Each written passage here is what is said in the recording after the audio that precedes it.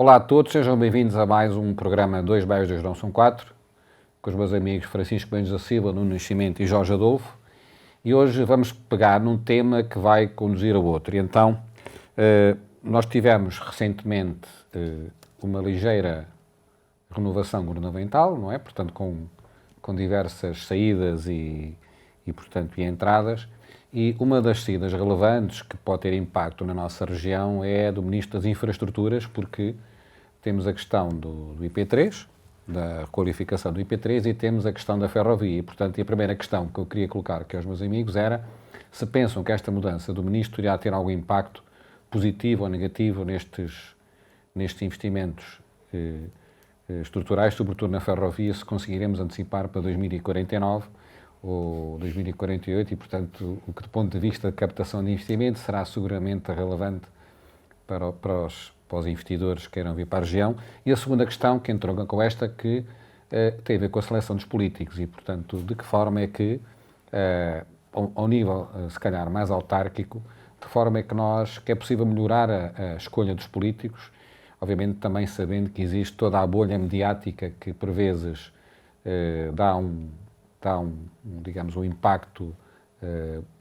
que não tem a coisas que não são assim tão importantes do ponto de vista ético. E, portanto, para fazer o kick-off, passava a palavra ao Francisco Mendes da Silva. Eu faço um pequeno comentário sobre a primeira pergunta, deixando talvez a resposta à segunda para a segunda ronda. Eu julgo que não há nenhum sinal que nos possa levar a crer que vai haver uma inflexão de política em matéria de infraestruturas e acessibilidades e obras públicas relativamente ao distrito, só por causa da mudança do ministro.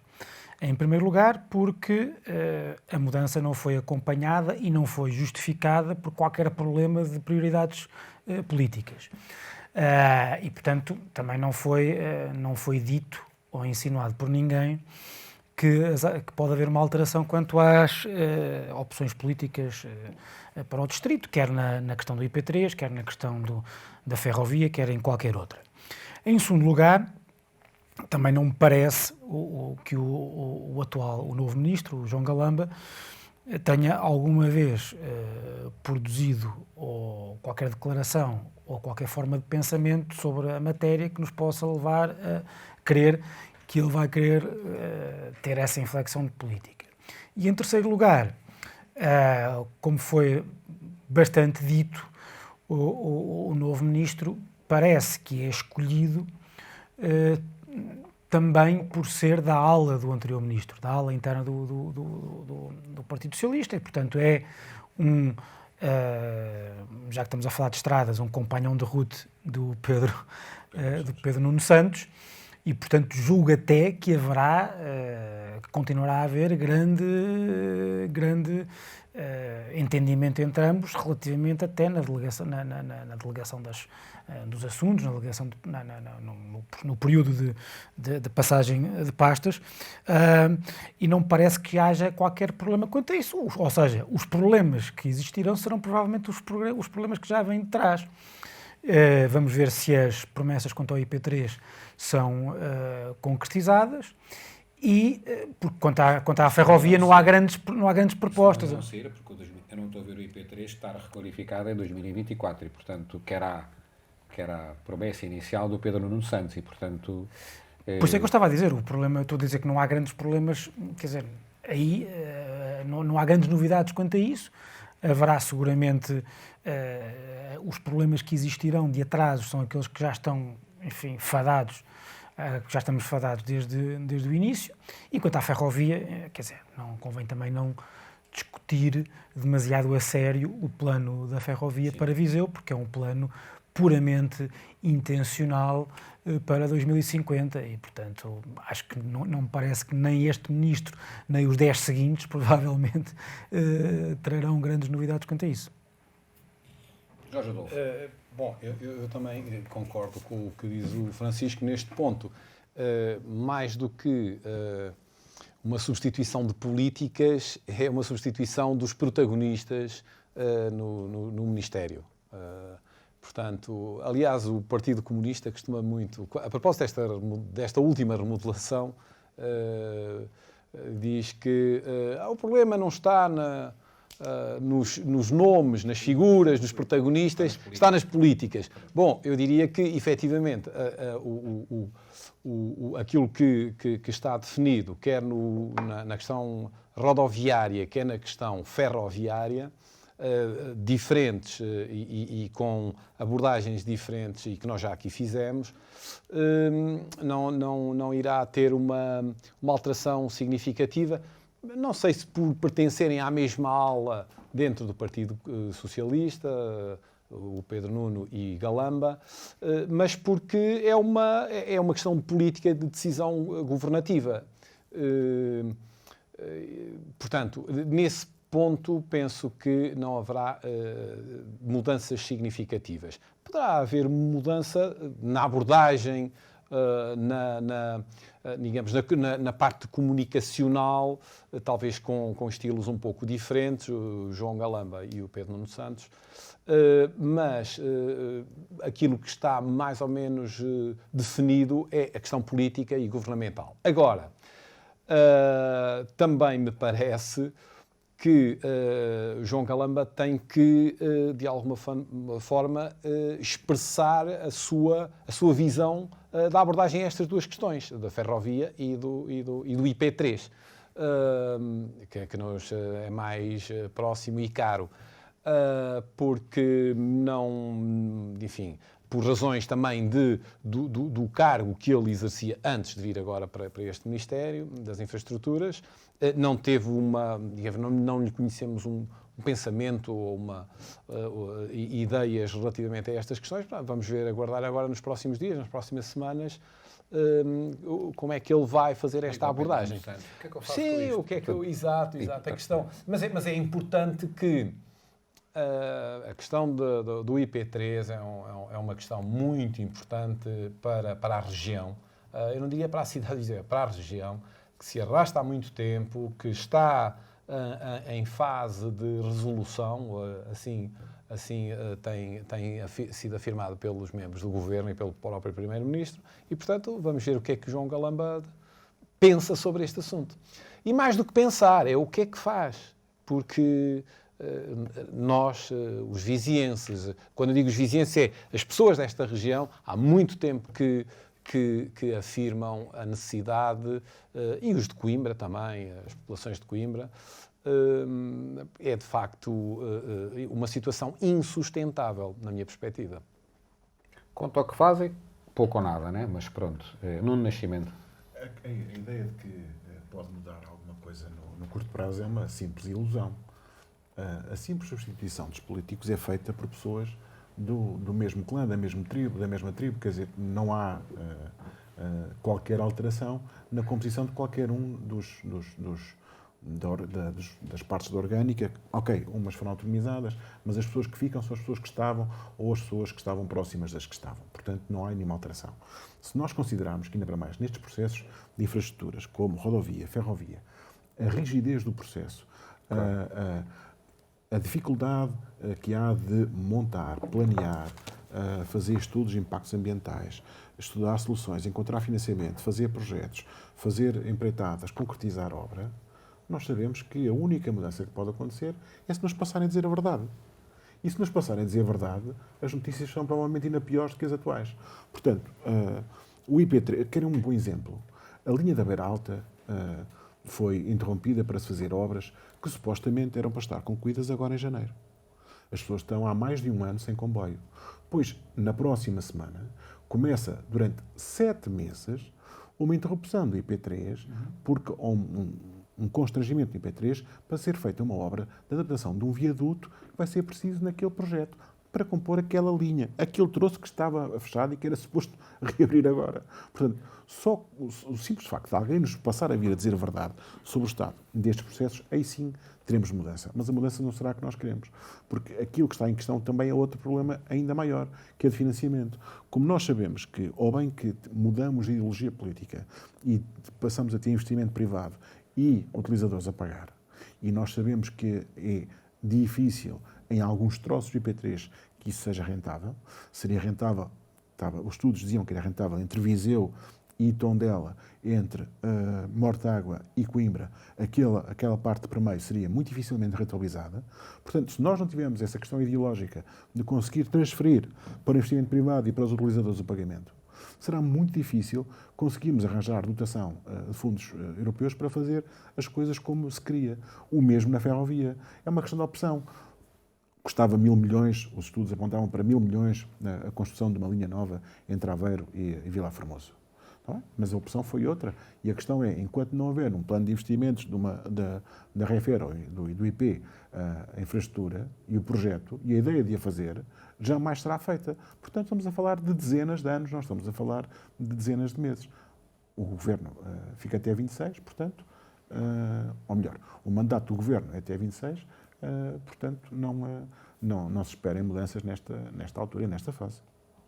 Obrigado, Nuno. E passamos então para o segundo tema, que tem a ver com a seleção dos políticos. Nós temos assistido a uma série de escândalos e de remodelações relacionadas com más escolhas, não é? Portanto, por falta de informação relativamente a essas escolhas e, portanto, que dificulta, muitas das vezes, quando se toma a decisão de escolher uma pessoa, não se fez o trabalho profundamente que se deveria ter feito.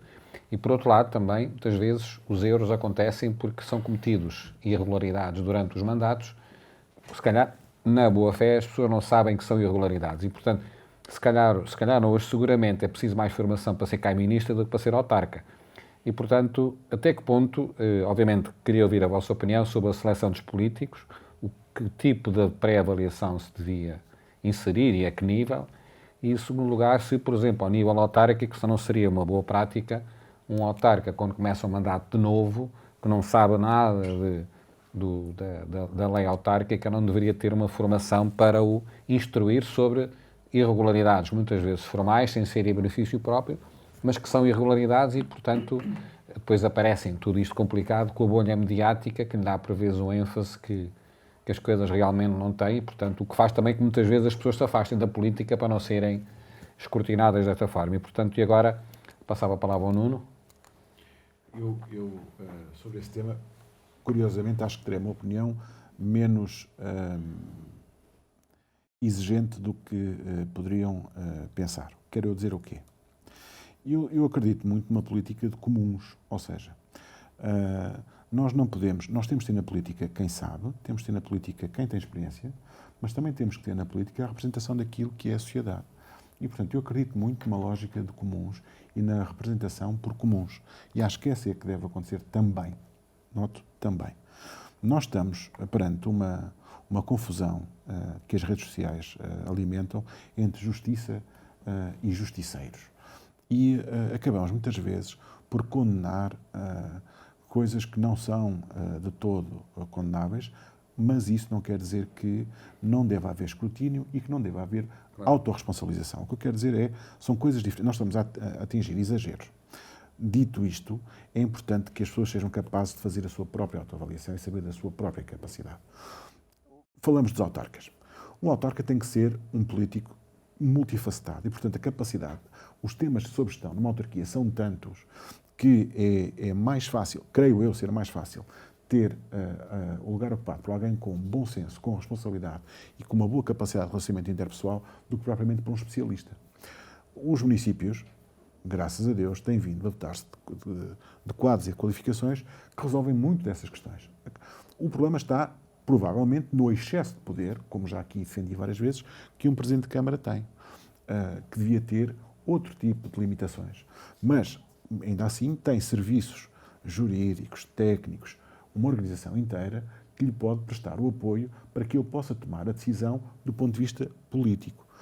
E da mesma maneira que eu digo isto, acho que em algumas funções, nomeadamente naquilo que são funções executivas, nas câmaras, nos governos, seja ministro, seja secretário de Estado, eu não concordo todo com aquela questão das audições prévias, da avaliação pelo sistema, por uma coisa muito simples, um aspecto muito simples. É que isso ainda vai tornar menos atrativa a participação na vida política. Porque a questão é, as pessoas não vão aceitar com facilidade que sejam postos em causa a sua experiência, a sua honorabilidade, por um questionamento político que nós sabemos que vai ser um jogo de oposição à partida. Quando nós tivermos, se nós tivéssemos uma certeza de que essa indagação, que essas questões seriam, do ponto de vista técnico, do ponto de vista humano, ou seja, fiscal, que fosse um escrutínio razoável, ninguém se oporia a isso. Mas nós sabemos o que é que vai ser. Vai ser canelada, porque é disso que nós alimentamos hoje em dia a discussão política. O que é que eu quero dizer com isto? Acho que tem que haver liberdade e autonomia e a capacidade de quase toda a gente se sentir capaz de entrar na política. Quase toda a gente, não toda a gente. Tem que haver, por isso é que há eleições, um eleitorado que, informado, deve avaliar ou não a sua qualificação para o exercício da função. Naquilo que é executivo não deve ser coartada a liberdade de quem permite, quem escolhe. Porquê? Porque quem escolhe vai ser responsabilizado no fim. Imaginem isto, agora o Primeiro-Ministro tinha que ver avaliados os seus ministros. E, portanto, aquilo que era a sua equipa de confiança podia não ser aquela com que ele acabava o processo. Eu acho que estamos-lhe a propor um risco que não é correto. Da mesma maneira, daquilo que a avaliação tem que ser no fim, não faz sentido que, por exemplo, em algumas entidades têm um valor diferente, por exemplo, estou-me aqui a esquecer, ou não estou a referir, por exemplo, entidades reguladoras. Acho que aí sim tem um papel que se sobrepõe ao poder político. E, portanto, mas aí não há responsabilidade política. Certo, E mas são aí... entidades independentes, claro. E faz sentido que primeiro o poder político Os controla primeiro. Exatamente. Agora, para poderem entrar... Não Claro, não faz mas sentido. Mas o Primeiro-Ministro, deixa-me só... Desculpa, depois eu e a questão é, então agora eu sou Presidente de Câmara e não vou escolher as pessoas em quem confio para fazer o trabalho comigo? Vais e tens tua responsabilidade por quem escolhes, não é? Como o Primeiro-Ministro agora anda a dizer, é que se criar um vou dividir com os outros. Não, não, é exatamente ali já há isso. responsabilidades. E mais que esta sucessão de... João, deixa-me só terminar, Sim. porque há aqui uma questão que assim, eu até acho que do meu ponto de vista, as nomeações deviam ser mais do que o que são agora. Agora, o que devia haver era um esquema absolutamente claro e transparente que, no fim do mandato de quem nomeia, tudo aquilo cessa. Exatamente. Porque a questão é, aquilo que nós andamos a fazer com esta questão, com esta pretensa avaliação, escolha, critérios, concursos, é criar centenas de prateleiras douradas pelo país todo, onde temos pessoas que ora estão em funções executivas ou em lugares de nomeação, ora estão quietinhos, sem fazer, sem ter o que trabalho, sem ter atribuição, à espera que volte a mudar o governo para ter outra vez funções. Se nós tivéssemos um exército de nomeados, no dia em que caía a Câmara, mudava o Governo, mudava o que é que seja, a direção regional, todas aquelas pessoas que tinham sido escolhidas por confiança deixavam de trabalhar. A americana. Exatamente. Como deve ser. Pronto. Francisco. Bem, muito rapidamente, eu queria só voltar atrás no outro tema, só para houve uma coisa que eu acho que há duas coisas que é importante dizer. Em primeiro lugar, apesar de ser um Ministério de Continuidade, ou um Ministro de Continuidade, acho que talvez haja uma coisa em que João Galamba possa ser melhor que Pedro Nuno Santos. É que não está tão concentrado nas guerras internas do PS, porque não é o ponta de lança daquela ala, o João Galamba, enfim, é uma pessoa importante daquela ala, mas não está como o Pedro Nuno Santos. Eu acho que Pedro Nuno Santos não só se desviou muito dos temas, em alguns casos, desviou a sua atenção, como muitas vezes tomou decisões estratégicas consoante aquilo que era importante para a sua carreira política. Precipitadas, e portanto eu acho que João Galamba aí, aliás como mostrou na Energia, que gosto ou não do PS e gosto ou não da personagem, foi um bom secretário de Estado da Energia. Em segundo lugar, nós falamos aqui muito de ferrovia e rodovia, mas vai haver uma discussão sobre o aeroporto que não nos devia ser, porque não nos é indiferente. O aeroporto ser em Santarém ou ser no Montijo não é indiferente para Viseu. Eu acho que Viseu, as entidades e a comunidade política e a sociedade civil devia começar a interessar-se por esse... Eu não sei sequer se... Repara, eu até posso achar que um aeroporto mais próximo de Viseu como Santarém é bom para Viseu, mas mau para o país.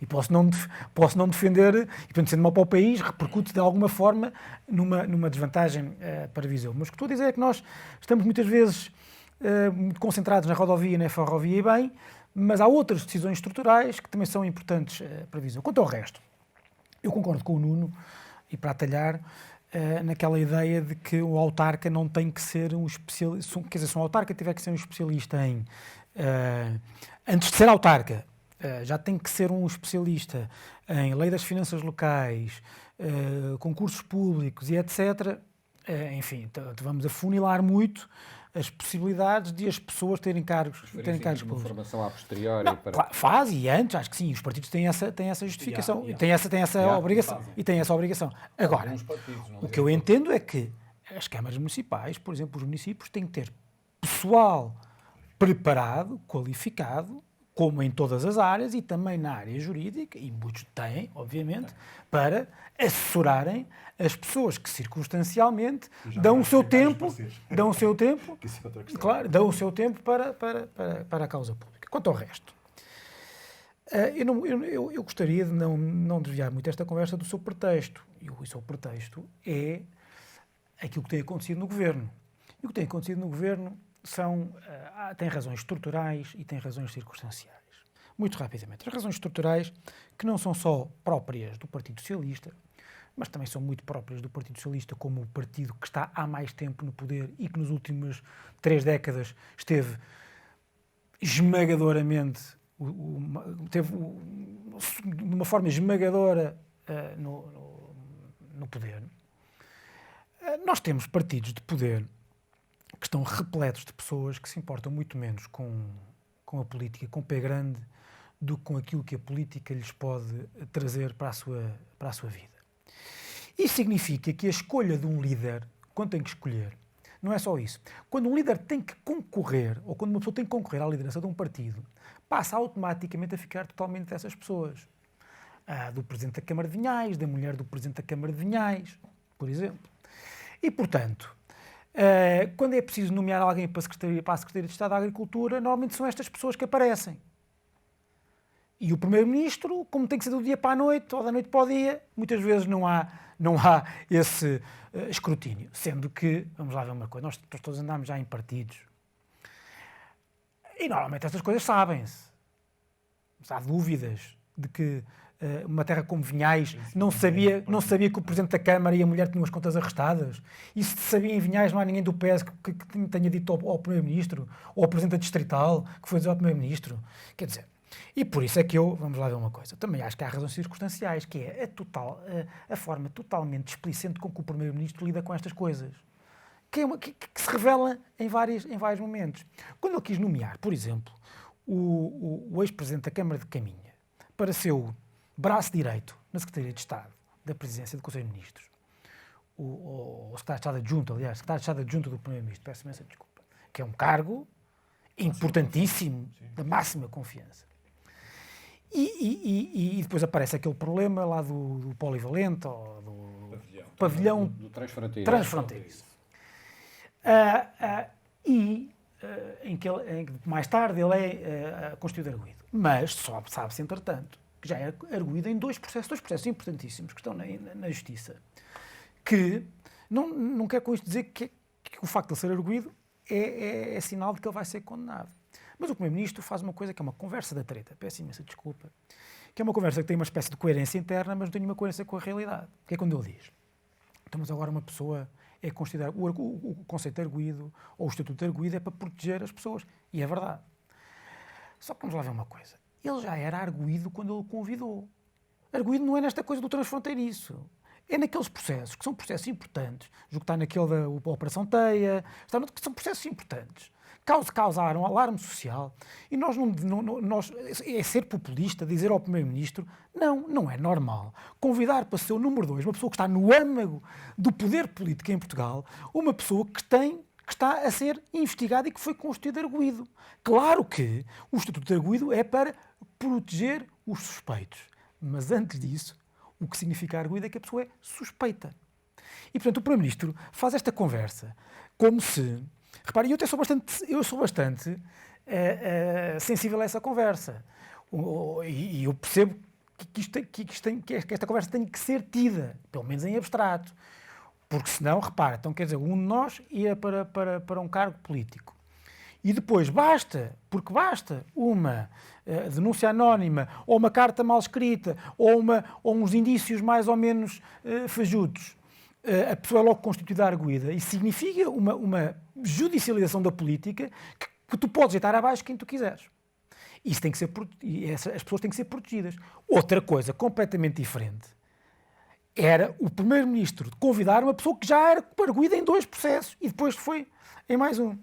Noutro caso aqui, no caso de Vinhais, então ele diz, ela só tem as contas arrestadas porque a conta é conjunta com o marido. Quer dizer, segundo as notícias, não desmentidas, inclusivamente pelo Presidente da Câmara, o ex-Presidente da Câmara de Vinhais, o casal declarava por ano cerca de 100 e tal mil euros de rendimento. Nas contas aparecem 750 mil euros. E a senhora que tem acesso àquela conta não achou anormal. E, portanto, e o Primeiro-Ministro acha que nos pode fazer de parvos, que não há ali qualquer coisa para além da mera cotitularidade por causa... Mas eu não acredito, quer dizer, que se o António Costa soubesse estes detalhes...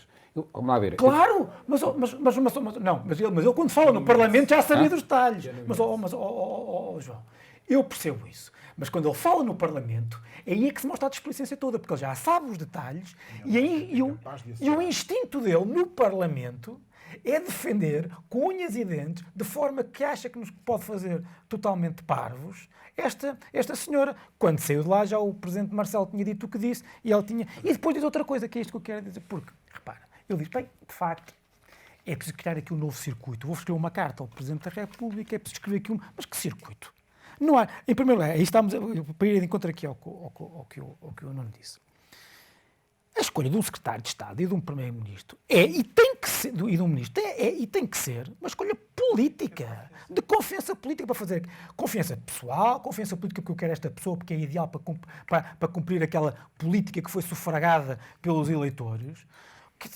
Mas agora vamos pô-los num... Quando se fala muito do modelo americano do vetting, é para juízes do Supremo, é para juízes do Tribunal Constitucional no nosso caso, é para as funções de entidades independentes que depois não vão poder ser controladas politicamente e, portanto, controla-se a priori. Agora, então eu sou o Primeiro-Ministro, quero o Nuno como meu Ministro. E agora, não pode ser, agora vai aos deputados. Não, os deputados te controlam as funções, quando entram em funções. Mas, mais uma vez, o que se mostra aqui é que o Primeiro-Ministro quis dizer pois, correu mal, mas correu mal porque o modelo é um modelo em que eu não tenho controle nenhum. Como não tenho controle?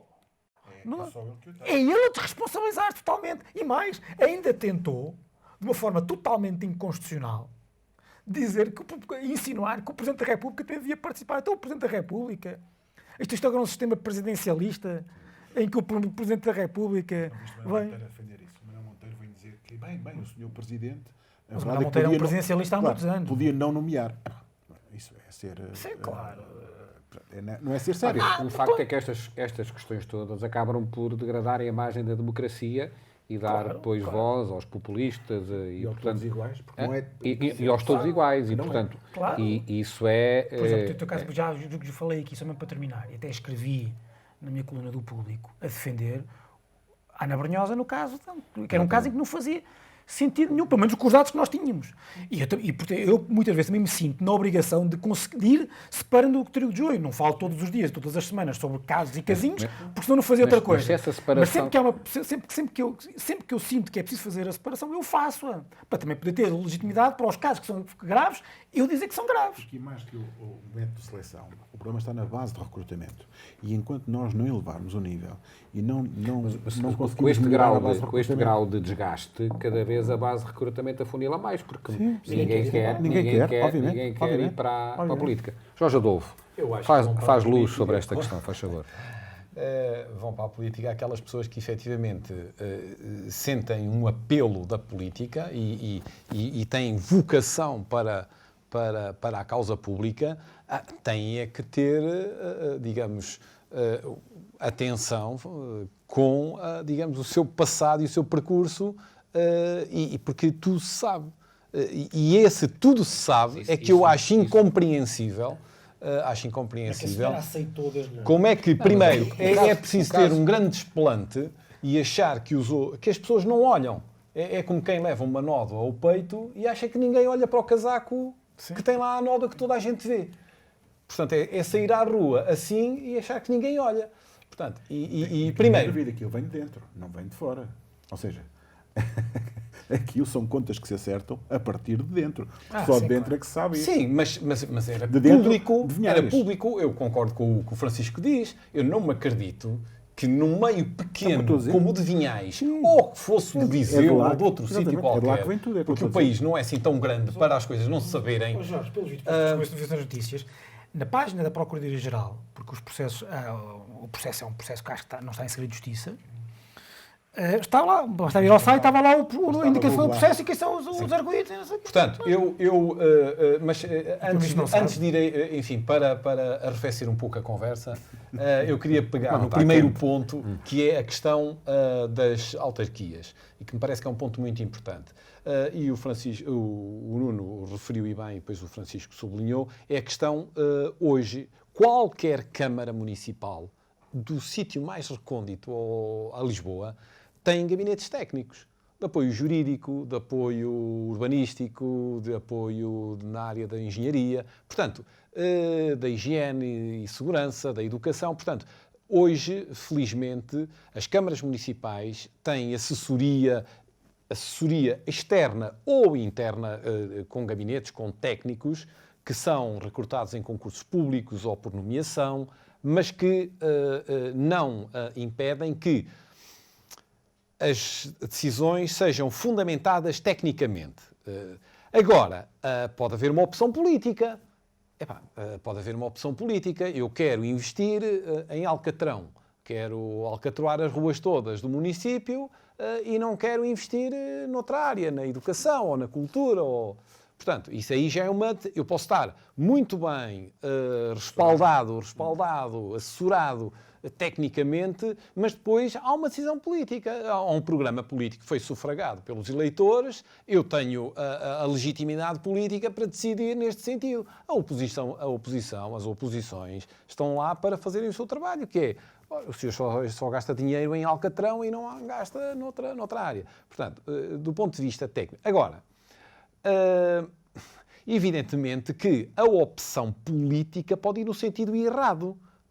E passado uns anos até pode haver o reconhecimento que efetivamente durante muitos anos a nossa política foi esta, mas não era a mais correta. Aliás, eu lembro aqui... Neste caso não tem a ver com opções políticas, tem a ver com... Certo, mas enfim, só para falar na questão técnica dos gabinetes técnicos que hoje em dia as câmaras, gabinetes ou pessoal com formação técnica, que as câmaras municipais todas têm. Portanto, não há câmara que não tenha. Agora, passando ao ponto menos agradável da nossa conversa, no sentido político do termo, da questão. Evidentemente que tem havido, nas últimas semanas, têm sido públicas e notórias algumas descoordenações, algumas opções erradas. Ligeiras. Não ligeiras. Eu acho que eu e todo o país, não é? Tem havido opções, decisões de nomeações que não estão de acordo com a chamada ética republicana que tem andado aí na boca de tanta gente, a começar pelo Primeiro-Ministro. A ética republicana, já se fala tanto em ética republicana, que eu hoje até numa pesquisa com uns amigos na ética republicana, fomos ao Google e fomos googlar ética republicana e então aqui é uma lista imensa de... É o homem quiser. Portanto, está muito na moda, muito na berra, isso é ética republicana. Bom, eu para mim não me interessa se é republicano ou não. Eu sou um republicano assumido, acho que é o melhor sistema, mas ética é ética. E portanto, eu acho que neste momento há essa questão do próprio convidado não ter noção do que é ética. Não tem noção do que é ética. Portanto, mas temos inúmeros casos, mas não é só nestas últimas semanas. Podemos recuar no tempo. Mas tem sido muito evidente que tem havido falta. Não sei se o Primeiro-Ministro está desatento, se lhe chegam e colocam um nome e ele confia. Eu penso que talvez esteja mal assessorado, porque hoje a informação corre com tanta velocidade. Há tanto local onde ir buscar essa informação que é impossível que nenhum destes casos fossem mais do que conhecidos. Portanto, é impossível. E, portanto, há aqui uma série de ainda assuntos que não estão devidamente esclarecidos. O papel da comunicação social tem sido extremamente importante e isso é uma das grandes mais-valias da nossa democracia. Mas, claro que a mim não me agrada, digamos, este filme que estamos a ver nas últimas semanas. Espero que o Governo, com uma maioria absoluta, que tem toda a legitimidade para prosseguir, a menos que caísse agora uma bomba atómica qualquer, não a bomba atómica que se costuma falar relativamente aos poderes presidenciais, mas uma qualquer bomba atómica dentro do Governo que precipitasse para uma antecipação de eleições. O caso é muito diferente do que foi vivido no tempo do Governo de Santana Lopes. É muito diferente. Agora, eu espero que, efetivamente, e voltando aqui à questão ferroviária, que o comboio entre no carril e, sem grandes tormentas, prossiga a viagem. Nós precisamos de reformas e espero que este abanão, que isto também é um abanão cívico, não é só político. Claro que isto também é o vento que faz levar para a frente muitos populistas, mas penso que em Portugal o populismo está mais ou menos restrito e circunscrito, mas eu espero que o Primeiro-Ministro compreenda que a sociedade está atenta. Ele tem uma maioria absoluta, perfeitamente legítima, mas de facto precisa talvez de uma assessoria que não lhe coloque às vezes nomes que não cumprem os requisitos da tal ética Acho que ainda não há nova republicana. ou secretário de Estado da Agricultura, pois não? Não. Vamos lá ver se quando houver não tem que... Uma Não cai das- mais ninguém. Pois, não sei. Uma das coisas é que vai ter que demorar mais tempo. Eu discordo da vossa opinião. Acho que devia haver um sistema que poderia não ser vinculativo, mas que permitisse ter uma pré-avaliação das pessoas e, portanto, porque pá, eu sou dos tais que acredito que quando alguém vai para a política... Relativamente às nomeações, gostava só de Mas, dizer... João, mas não é uma coisa que possa ficar fora do controle do Primeiro-Ministro. Não, claro que não. A decisão é sempre dele. Deixa-me só dar aqui Decisão, relativamente ele é à que questão tem que que o saber. Nuno levantou da americanização das nomeações. Portanto, haver uma nomeação generalizada que depois pressupõe também que cessa. Sim, eu simpatizo com essa ideia, porque nós temos um historial, sobretudo com governos de maioria absoluta, e eu recordo aqui o que se passou também durante os governos de maioria absoluta do professor Cavaco Silva, que também parecia que o mundo era todo laranja, na administração pública e em muitos setores, que efetivamente também foi, enfim, era preciso mostrar o cartão, como se costumava dizer na altura. Bom, neste momento nós estamos também numa outra realidade social e comunicacional, não é? Temos as redes sociais em que tudo, quanto mais não seja a ira, não é? Portanto, há um escrutínio maior, as pessoas estão mais atentas. Claro. Epá, mas o ok, tínhamos o Independente, mas entretanto aparece a SIC. Mas olha, Mas são esses. Mas Ok. o problema nem é tanto o teres que apresentar um cartão. É que as pessoas que têm o cartão já não são próprias para exercer cargos públicos. O problema é esse. Ou seja, começa a... Pelo menos as que são escolhidas. Quer dizer, também não quero lançar aqui uma prova sobre Claro todas. que também não, o facto de ter cartão e ser militante de um partido político, Nada, eu não sou claro. militante de partido O que nós queremos, político. nós estamos aqui a defender exatamente o Portanto, contrário. tenho à vontade para É que, poder dizer é isso. que haja cada vez Não quer dizer que não tenha pessoas com competência. cartão. Sempre Também. aquilo que eu... Ou seja, Exatamente. isso. E que as pessoas com cartão boas não se sintam, não se sintam expostas, por assim É que as dizer. pessoas com cartão sejam melhores. Não sejam por essa razão impedidas de ter a mesma possibilidade de concorrer a qualquer lugar. Aliás, se vocês virem, quer em França, por exemplo, falamos dos casos franceses e do caso inglês, apesar de estar instituído que os ministros vêm do Parlamento, não é necessariamente que assim seja, pode haver uma exceção. A mesma coisa com... Mas raramente há Raramente. Na Foram Inglaterra, poucos. o último. Por exemplo, em França é a mesma coisa e houve foi o Pompidou, que foi também exceção. Mas, ou seja, a questão é, nós temos que dar liberdade a quem tem a responsabilidade executiva, porque isso é aquilo que o responsabiliza. No momento em que nós limitarmos a opção de quem tem a responsabilidade executiva, nós estamos a desresponsabilizar essa pessoa. Isso é a forma como Sabes eu uma coisa? sinto-me sem Qual é que é a dificuldade aqui? é que normalmente nos outros países grande parte do escrutínio é feito de uma forma que nós não podemos defender aqui. E nem são defendidas leis, são feitas por baixo da mesa. Os serviços secretos têm... Quando há uma nomeação em Inglaterra, ou em França, ou nos Estados Unidos, para qualquer coisa, quando aquilo chega em cima, o nome da pessoa vem para o líder político, já vem com o relatório dos serviços secretos e a história toda financeira, e a história fiscal, quer dizer, já sabe tudo. Nós aqui podíamos pedir às polícias municipais para fazer esse trabalho de polícia secreta e, portanto, obviamente estou a brincar. E, bem, mas também deixa-me dizer-te que o caso inglês não é um grande exemplo, sobretudo nos últimos tempos, que têm sido tantas escandaleiras. Mas no caso inglês não é escândalo desse tipo, é de divisões políticas. De comportamento dos próprios ministros. Sim, está bem. Recuo aqui ao tempo do outra vez na base o recrutamento não está no método. Não estou a dizer que o próprio sistema tenha capacidade de autorregulação. Mas há uma coisa que o sistema inglês, já agora, está a falar, o sistema exatamente contrário ao sistema inglês, que é o sistema em que todos os membros do governo têm que sair do Parlamento.